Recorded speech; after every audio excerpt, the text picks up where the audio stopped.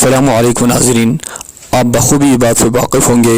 حال ہی میں پیر نصیر صاحب مبارکی پر ایک کفر کا فتویٰ دیا گیا خواجہ معین الدین چشتی علیہ الرحمہ کو ہندن ولی کہنے پر۔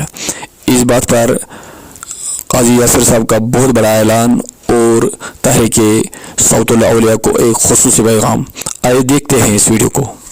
جب سب ایک ہی بات کہتے ہیں تو گالیاں کس بات کی؟ آپس میں تفرقے کس بات کے؟ آپس میں لڑائیاں کس بات کی؟ غیروں کو دیکھیں، ان کے پوسٹ کو دیکھیں، ان کے کمنٹ کو دیکھیں۔ ان کے ہر پوسٹ میں، ان کے ہر کمنٹ میں ایک میسج ہوتا ہے، اپنے مسلک کی طرف دعوت ہوتی ہے، اپنے مکتب فکر کا ایک پیغام ہوتا ہے۔ لیکن ہمارے میں کیا ہوتا ہے؟ گالیاں ہوتی ہیں۔ ہمارے میں کیا ہوتا ہے؟ برے الفاظ ہوتے ہیں۔ ہم ایک تنظیم کے ساتھ منسلک ہیں، دوسرے تنظیم والوں کو گالیاں دیتے ہیں۔ میری کوئی ادارے کے ساتھ منسلک ہے، وہ کسی اور کو گالی دیتا ہے۔ کوئی تحریک صوت الاولیاء کے ساتھ منسلک ہے، وہ کسی اور کو گالی دیتا ہے۔ لیکن میں سب سے کہوں گا کہ آخر کس کو گالی دے رہے ہو؟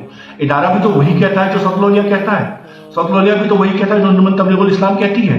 جب سب ایک ہی بات کہتے ہیں تو گالیاں کس بات کی؟ آپس میں تفرقے کس بات کے؟ آپس میں لڑائیاں کس بات کی؟ بڑا دکھ ہوتا ہے، درد ہوتا ہے کہ آخر ہم ایسا کیوں کر رہے ہیں؟ کیا ہمارا خاتمہ ایسے ہی ہوگا؟ ایک دور تھا جب کشمیر میں بہت 99% سنی تھی، لیکن آج کے دور میں ہم 80% بچ گئے ہیں۔ یہ 20% آئے کہاں سے؟ ہماری وجہ سے آئے۔ ہماری وجہ سے آئے کیونکہ ہم کچھ نہیں کر پائے۔ ہماری وجہ سے آئے کیونکہ ہمارا طریقہ کار صحیح نہیں تھا، ہمارا دعوت و تبلیغ کا صحیح کام نہیں تھا۔ اب آپ سے میں گزارش کرتا ہوں کہ آپ اپنے طریقہ کار کو ایسا بنائیں کہ وہ ہماری طرف سے لوگوں کے لیے نمونہ عمل ہو، لوگوں کی طرف سے دعوت ہو، تبلیغ ہو، لوگوں کی طرف سے اپنی طرف آنے کا جو ہے ایک ذوق بڑے لوگوں کو دیکھ کے آپ کو۔ آخر پر میں اس مسئلے کو لے کے سبھی حضرات سے، چاہے وہ تحریک صوت الاولیاء کے سرپرست علامہ مولانا عبدالرشید داؤدی صاحب ہوں، چاہے انجمن تبلیغ الاسلام کے سرپرست مولانا ڈاکٹر نثار احمد مبارکی صاحب ہوں، یا ہمارے ادارے ترقیۃ اسلامی کے سید زاہد حسین صاحب ہوں، میں بالخصوص سید زاہد حسین صاحب سے میں ان سے گزارش کروں گا کہ اس مسئلے کو دوبارہ طول نہ لے دیں۔ میری ان سے بات نہیں ہوئی۔ آپ جانتے ہیں کہ میں جو ہے زیادہ اس حال میں نہیں ہوں۔ کچھ لوگ پوچھ بھی رہے ہیں کہ آپ کہاں ہیں، کیسے ہیں، تو بس میں آپ سے یہی کہوں گا کہ جہاں ہوں، جیسے ہوں، خیر سے ہوں، اللہ کا کرم ہے کہ ٹھیک ہوں۔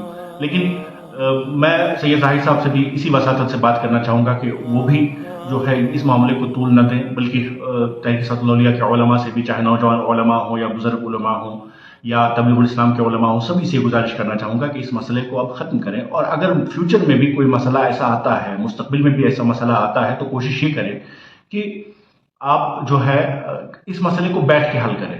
ادارہ ترقیۃ اسلامی نے ہمیشہ کوشش یہ کی ہے کہ کسی نہ کسی طریقے سے اتحاد بنا رہے۔ تو آپ ہمیں میسج بھیج دیا کریں، آپ ہمارے شاہ صاحب کو میسج بھیج دیا کریں، آپ ادارے کے آفس میں میسج بھیج دیا کریں۔ ہم پلیٹ فارم پرووائڈ کریں گے، ہم سب کو ساتھ میں بٹھائیں گے اور وہاں پہ آپ مسئلے حل کریں۔ نہ سوشل میڈیا پہ آنے کی ضرورت، نہ کسی کو بولنے کی ضرورت، اور مسئلہ بھی حل ہو جائے گا۔ تو بس یہی گزارشات میری ہیں، اور آخر پر آپ سبھی حضرات سے یہی کہنا چاہوں گا کہ صلح کلی یہاں کوئی نہیں ہے۔ اگر آپ تحریک صوت الاولیاء کی بات کریں تو وہ بھی صلح کلی نہیں ہے، ادارہ ترقیۃ اسلامی کی بات کریں تو وہ بھی صلح کلی نہیں ہے، اور اگر آپ انجمن تبلیغ الاسلام کی بات کریں تو وہ بھی صلح کلی نہیں ہے، بلکہ بہت ساری کاروان اسلامی کی بات کریں وہ بھی صلح کلی نہیں ہے۔